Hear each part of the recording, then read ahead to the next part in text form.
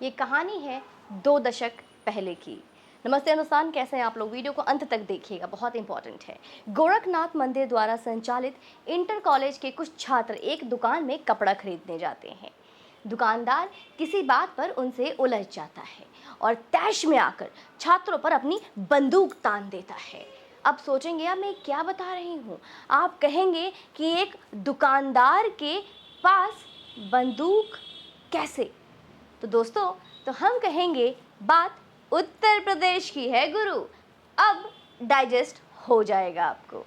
अब ज़रा ध्यान से वीडियो को सुनते जाइए, अंत तक देखना है और लाइक का बटन दबाना है। ये तो टास्क आपको देना ही है और करना ही है।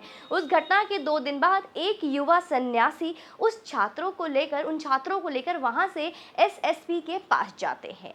एसएसपी जब एक बारगी ध्यान नहीं देना तो वो योगी एसएसपी आवाज़ नहीं देता तो योगी एसएसपी आवाज़ के दीवार पर चढ़ जाता है और उस दुकानदार के खिलाफ कार्रवाई करवा के ही मानता है। कौन है ये आखिर बच्चा, ये छात्र, ये योगी? यह कहानी है दोस्तों उसी योगी की जिनके हाथ में आज संपूर्ण उत्तर प्रदेश की बागडोर है और आंकड़े बताते हैं कि पिछले 4 सालों के दौरान उत्तर प्रदेश में 3 लाख करोड़ से अधिक के निवेश हुए। उससे 35 लाख युवाओं को नौकरी मिलने की बात मुख्यमंत्री योगी आदित्यनाथ ने एक प्रेस वार्ता में कही है कि अब बेरोजगारी सबसे इम्पोर्टेंट और महत्वपूर्ण मुद्दा है जिस पे हमेशा हम चर्चा करते हैं और वो होना भी चाहिए। उल्लेखनीय है कि मार्च 2012 में अखिलेश यादव ने जब सत्ता संभाली तब उत्तर प्रदेश की अर्थव्यवस्था 151 बिलियन डॉलर थी दोस्तों। 5 वर्षों में अखिलेश सरकार ने इसमें 32.35 बिलियन डॉलर की वृद्धि की है। मार्च 2017 में अखिलेश यादव ने उत्तर प्रदेश की सत्ता योगी आदित्यनाथ को सौंपी शब्द सही रहेगा क्या? तब उत्तर प्रदेश की अर्थव्यवस्था का आकार 186.5 बिलियन डॉलर था। आज 4 साल के बाद इसमें 81.4 बिलियन डॉलर की वृद्धि हो चुकी है। यह बढ़कर दोस्तों 268 बिलियन डॉलर हो गई है।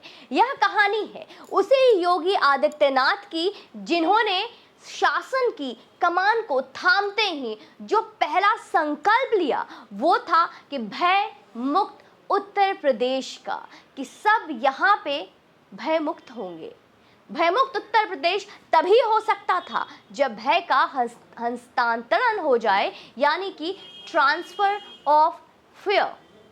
जो डर अपराधियों को लेकर आम जनता, व्यवस्था और सरकारों में थी, उसे तो डर अपराधियों का लेकर आम जनता, व्यवस्था और सरकारों में थी, उसी अपराधियों के मन में व्यवस्था और सरकार के लिए भरना। प्रदेश से माफिया राज का सफाया इसके बिना कहाँ हो पाता। और योगी जी तो रामायण के शिष्य हैं जिन्होंने भय बिन होए न प्रीत कृपाला को भले से समझ रखा है। सनातन आस्था पर तिलक प्रभु श्री राम को उनके ही अयोध्या जी में टाट से निकालकर भव्य राम मंदिर पहुंचाने का काम का गौरव कार्य इन्हीं के स्वर्णिम काल में हो रहा है। यही बात इनके वैभव की सिद्धि के लिए काफी है। एक तारीख थी 15 फरवरी 1994 जब महंत अवैधनाथ ने एक 22 वर्षीय अजय बिष्ट नाम के शिष्य को नाथ संप्रदाय की गुरु दीक्षा दी। अब अजय बिष्ट योगी आदित्यनाथ हो चुके थे। योगी ने अब संन्यास प्रथा के अनुसार अपने परिजन का त्याग दिया और पिता के स्थान पर महंत अवैधनाथ को स्वीकारा।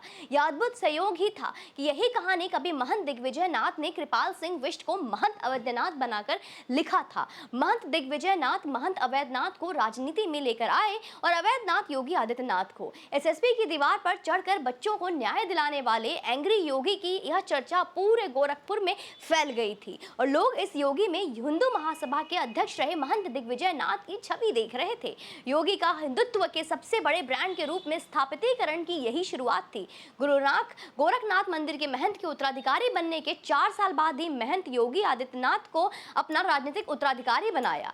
जिस गोरखपुर से महंत अवैधनाथ 4 बार सांसद रहे, उसी सीट से योगी आदित्यनाथ 1998 में 26 साल की उम्र में लोकसभा पहुंचे। वे अपने पहले चुनाव में 26,000 के अंतर से जीते, लेकिन अगले चुनाव में वो हार जीत के अंतर सिर्फ 7,322 वोट तक ही सिमट गई। इसके बाद उन्होंने निजी सेना के रूप में हिंदू युवा वाहिनी का गठन किया, जिसे वह संस्कृति संगठन कहते हैं, जो ग्राम रक्षा दल के रूप में हिंदू विरोधी, राष्ट्र विरोधी, माओवादी विरोधी गतिविधियों का नियंत्रित करता है। हिंदू युवा वाहिनी के खाते में गोरखपुर, देवरिया, महाराजगंज, सिद्धार्थनगर से लेकर मऊ, आजमगढ़ तक मुसलमानों पर हमले व सांप्रदायिक हिंसा को भड़काने की दर्जनों मामले दर्ज है। खुद योगी आदित्यनाथ पर भी कई प्रयास दंगे करने के, सामाजिक सद्भाव को नुकसान पहुंचाने के, दो समुदायों के बीच नफरत फैलाना, धर्मस्थल को क्षति पहुंचाने जैसे आरोपों में 3 केस दर्ज है। दोस्तों, योगी आदित्यनाथ का नाम कुछ घटनाओं में भी शामिल है। इन घटनाओं की शुरुआत महाराजगंज जिले में है, जिसमें योगी आदित्यनाथ के काफिले से चली गोली में समाजवादी पार्टी के एक नेता ने सरकारी गनर की मौत हो गई। सीबीसीआईडी ने योगी आदित्यनाथ को क्लीन चिट दे दी।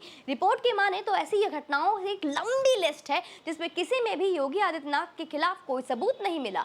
दूसरी तरफ हिंदू युवा वाहिनी के इन्हीं कामों से गोरखपुर में शांति बढ़ने लगी, वही दंगों की संख्या भी कम होने लगी। यही कारण है कि वहां के अधिकतर आबादी का योगी आदित्यनाथ पर यकीन, विश्वास बढ़ने लगा। इसी का परिणाम ये हुआ कि वोट्स में उनकी जीत का अंतर बढ़ने लगा। साल 2014 का चुनाव वह 3 लाख से अधिक वोटों से जीते। संसद में सक्रिय उपस्थिति और संसदीय कार्य में उनकी रुचि को देखते हुए योगी आदित्यनाथ को केंद्र सरकार ने खाद्य एवं प्रसंस्करण उद्योग वितरण मंत्रालय, चीनी और खाद्य वितरण मंत्रालय, ग्रामीण विकास मंत्रालय का कार्यभार सौंप दिया।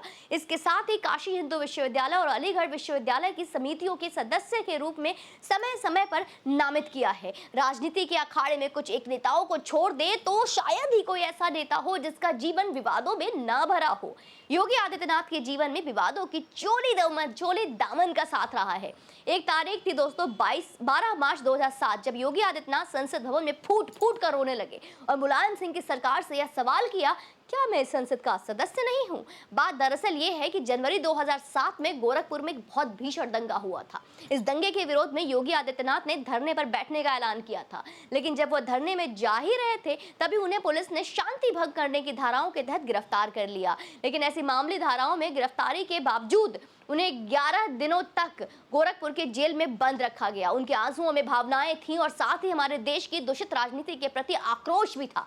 फिर एक काल आया जो अभी चल रहा है, जिसे उत्तर प्रदेश के योगी युग भी कह सकते हैं, जहां योगी उत्तर प्रदेश में योगी मुख्यमंत्री हैं और उन्हें रुलाने वाले अपनी खिसकती लंगोट बचा रहे हैं। थोड़ा सा फ्लैशबैक में जाते हैं और उनके मुख्यमंत्री बनने की कहानी भी आपको शॉर्ट में सुनाती हूँ। बात 2016 की है दोस्तों। दिल्ली के बाद बिहार में अपनी करारी हार के चलते उत्तर प्रदेश में अपने प्रदर्शन को लेकर भाजपा बहुत चिंतित थी। मार्च 2016 में गोरखनाथ मंदिर में भारतीय संत समाज की चिंतन बैठक हुई, जिसमें आरएसएस के बड़े बड़े नेता मौजूद थे और कहते हैं इसी बैठक में योगी आदित्यनाथ को मुख्यमंत्री बनाने का संकल्प लिया गया। तब संतों ने कहा था कि हम 1992 में एक हुए थे, तब ढांचा तोड़ दिया था। अब केंद्र में अपनी सरकार है, सुप्रीम कोर्ट का फैसला हमारे पक्ष में आ जाए तो भी प्रदेश में मुलायम या मायावती की सरकार रहते राम जन्मभूमि मंदिर नहीं बन पाएगा। इसके लिए हमें योगी आदित्यनाथ को मुख्यमंत्री बनाना ही होगा। और 2017 में योगी जी पहली बार प्रदेश के मुख्यमंत्री बनते हैं। मुख्यमंत्री बनते ही अवैध स्लॉटर हॉज बंद हो गए, छोटे किसानों के कर्ज माफी, अवैध कमाई के बने मकान बुलडोज किए जाते हैं और राम जन्मभूमि के निर्माण कार्य शुरू होता है। यानी कि भ्रष्टाचार, अराजकता, धर्मांतरण के खिलाफ जीरो टॉलरेंस की नीति पर काम आरंभ हो जाता है। आज तस्वीर यह है कि उत्तर प्रदेश विधि व्यवस्था और नीति निर्धारण का एक मॉडल बन गया है। हर प्रदेश के मुख्यमंत्री स्वयं में योगी आदित्यनाथ तलाश करने का कोशिश कर रहे हैं, लेकिन सोच का क्या है, बगुला नहा ले तो भी हंस नहीं हो जाता। एक हाथ में माला और दूसरे हाथ में भाला का सूक्ति वाक्य बनाने वाले, मानने वाले योगी आदित्यनाथ आज उत्तर प्रदेश के एक सुनहरा भविष्य गढ़ रहे हैं। उत्तर प्रदेश के यशस्वी मुख्यमंत्री महाराज जी का आज 41वां जन्मदिन है। ईश्वर उन्हें चिरायु करे। इसी कामना के साथ हम उनके हाथों एक स्वर्णिम भारत का निर्माण का स्वप्न देखते हैं और मैं आशा करती हूँ कि मेरे सारे सनातनी बंधु, सारे सनातनी परिवार आज योगी आदित्यनाथ के 41वें जन्मदिन पर उन्हें शुभकामनाएं देंगे और उनके अच्छे स्वास्थ्य की कामना करेंगे। जय हिंद, वंदे मातरम।